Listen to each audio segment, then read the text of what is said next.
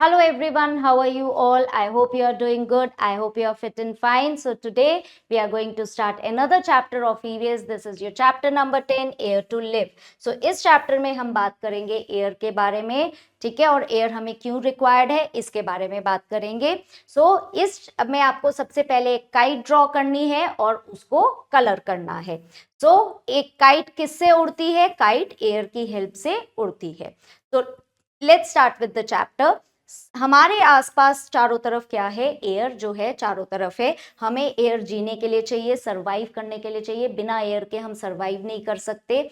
सब air living beings को, जैसे लोग, पीपल, एनिमल्स, प्लांट्स, सबको एयर चाहिए जीने के लिए. एयर के कुछ कैरेक्टरिस्टिक्स हैं. एयर को हम देख नहीं सकते, एयर को ओडरलेस होती है, उसे हम सूंघ नहीं सकते. एयर टेस्टलेस होती है, उसे हम टेस्ट नहीं कर सकते.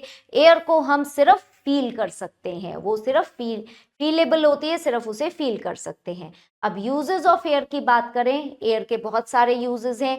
एयर को हम बैलून्स में यूज करते हैं. एयर को हम काइट्स फ्लाई करने के लिए, एरोप्लेन्स के लिए यूज किया जाता है. एयर्स बर्निंग में हेल्प करती है क्योंकि उसमें ऑक्सीजन होती है. एयर टायर्स में यूज की जाती है. वेट क्लोथ्स को ड्राई करने के लिए यूज किया जाता है.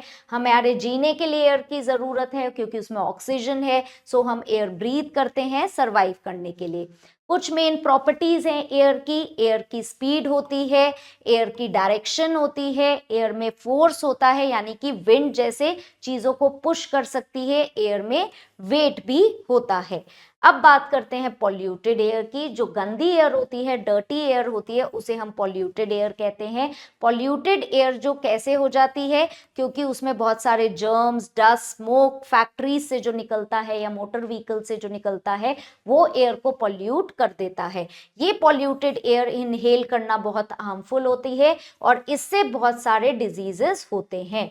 अब हम क्या कर सकते हैं एयर को क्लीन करने के लिए? हम शॉर्ट डिस्टेंस को साइकिलिंग या वॉकिंग से कवर कर सकते हैं ताकि हमें मोटर व्हीकल्स का कम यूज करना पड़े और पॉल्यूशन कम फैले. हमें ज्यादा ट्रीज और प्लांट्स लगाने चाहिए और हमें गार्बेज को बर्न नहीं करना चाहिए और वेस्ट को प्रॉपरली बिन्स में डिस्पोज करना चाहिए. हमें फैक्ट्रीज जो है सिटीज और टाउन से थोड़ी दूर लगानी चाहिए ताकि पॉल्यूशन ज्यादा ना फैले.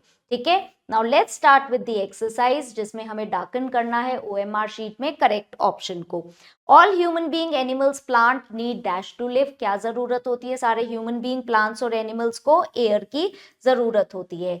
एयर में क्या होता है? एयर में वेट होता है, स्पीड होता है, both A and B, none of these. So C is the correct option.